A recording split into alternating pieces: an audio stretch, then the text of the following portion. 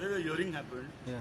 and in view of the statement made by the Honorable Speaker before the Apex Court that the proceedings will be finally decided today, matter was started off early in the morning. They filed two applications. One was for cross-examination of the petition and other witnesses. Another was an application for placing on record one copy of a resolution. So to both we have objected by giving a endorsement thereto.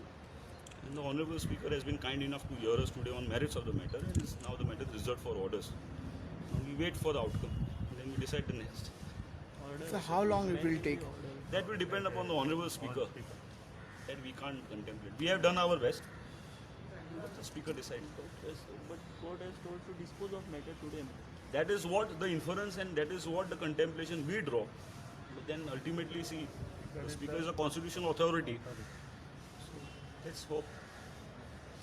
Sir. Thank you.